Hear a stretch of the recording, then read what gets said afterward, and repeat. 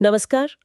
आज हम बिहार में मतदाता सूची यानी इलेक्टोरल रोल के पुनरीक्षण को लेकर जो एक विवाद छिड़ा है उस पर गहराई से बात करेंगे। जी। हमारे पास सुप्रीम कोर्ट में इस मामले पर जो सुनवाई होनी है उससे जुड़े कुछ लेखों के अंश हैं।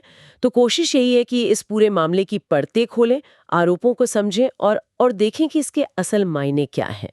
चलिए शुरू करते हैं। जरूर। तो बात यह है कि बिहार में मतदाता सूची का एक गहन पुनरीक्षण चल रहा है, जिसे वो इंटेंसिव रिवीजन कह रहे हैं। इंटेंसिव रिवीजन, ये सामान्य रिवीजन से अलग है? हाँ, सामान्य पुनरीक्षण तो होते रहते हैं, लेकिन जैसा सूत्रों से पता चल रहा है, इस बार की प्रक्रिया ज्यादा सघन है। शायद डोर टू डोर वेरिफिकेशन पर जोर ज्यादा है और बस यहीं से ये विवाद शुरू हो गया है। अच्छा, और ये मामला इतना बढ़ गया कि अब सुप्रीम कोर्ट पहुंच गया है? याचिकाकर्ताओं की मुख्य चिंता क्या है, मतलब वो क्या कह रहे हैं? देखिए, याचिकाकर्ताओं ने सुप्रीम कोर्ट में साफ कहा है कि ये पूरी प्रक्रिया न सिर्फ अवैध है, बल्कि इसमें पक्षपात भी हो रहा है।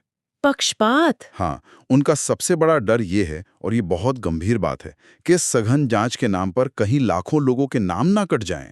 लाखों लोगों के? जी हाँ, खासकर उनका कहना है समाज के हाशिए पर मौजूद वर्ग, जैसे गरीब हैं, अल्पसंख्यक हैं, पिछड़े समुदाय के नागरिक हैं, उनके नाम सूची से हटाए जा सकते हैं। ओह! उनका तर्क ये है कि ये सिर्फ कोई प्रशासनिक काम नहीं है, बल्कि ये तो सीधा वोट देने के संवैधानिक अधिकार पर हमला है।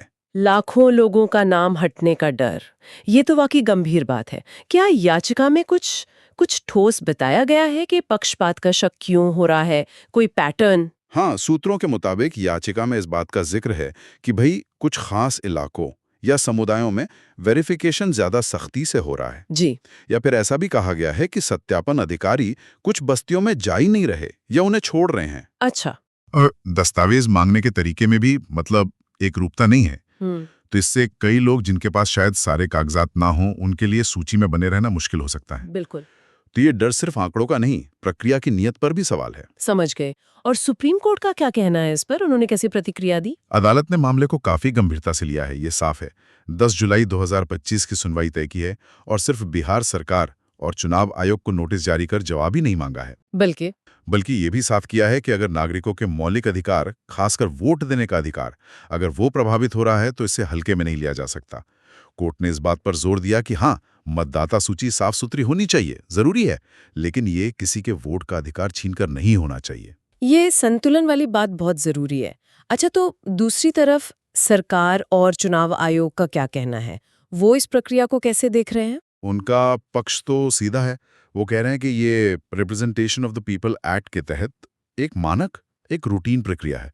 ये समय समय पर हर राज्य में होती है। अच्छा, रूटीन प्रक्रिया। हाँ, उनका कहना है कि मकसद सिर्फ एक है, वोटर लिस्ट को अपडेट करना, उसमें जो गलतियां हैं उन्हें ठीक करना, जैसे डुप्लीकेट नाम हटाना, जो लोग गुजर गए हैं उनके नाम काटना, या जो लोग उस पते पे अब नहीं रहते उनके नाम हटाना। चुनाव आयोग का कहना है कि वो तय प्रक्रिया का ही पालन कर रहे हैं, और शायद इस बार तकनीक का इस्तेमाल थोड़ा ज्यादा हो रहा है ताकि गलतियां कम हों। तो एक तरफ प्रक्रिया को शुद्ध करने का तर्क है और दूसरी तरफ लाखों लोगों के अधिकार से वंचित होने की आशंका और पक्षपात के गंभीर आरोप। इस पर तो राजनीतिक और सामाजिक प्रतिक्रियाएं भी तेज होंगी। हाँ, बिल्कुल। अगर हम बड़े राजनीतिक परिदृश्य में देखें तो बिहार में ये मुद्दा काफी गरमाया हुआ है। विपक्षी दल तो इसे सीधा लोकतंत्र पर हमला बता रहे हैं। अच्छा। हाँ, और चुनाव को प्रभावित करने की कोशिश। उनका मुख्य सवाल प्रक्रिया के समय और उसकी पारदर्शिता को लेकर है कि भाई चुनावों से ऐन पहले इतनी बड़ी कवायद क्यों?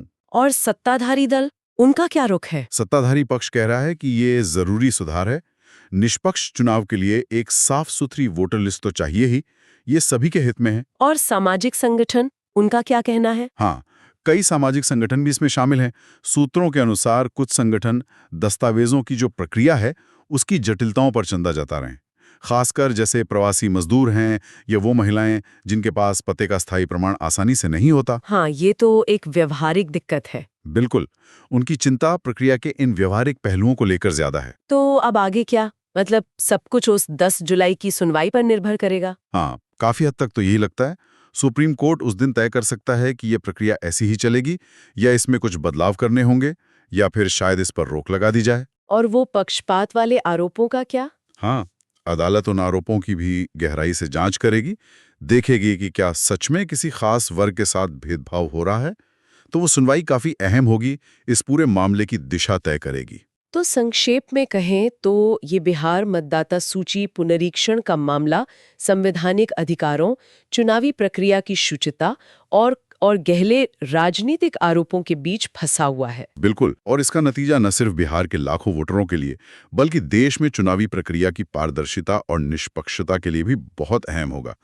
ये दिखाता है कि प्रक्रियाओं का पारदर्शी और न्यायी संगत होना कितना जरूरी है। सही कहा।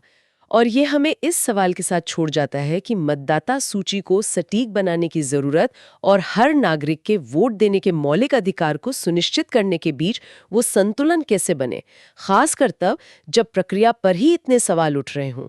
ये एक ऐसा सवाल है जिस पर हमें सोचते रहना होगा।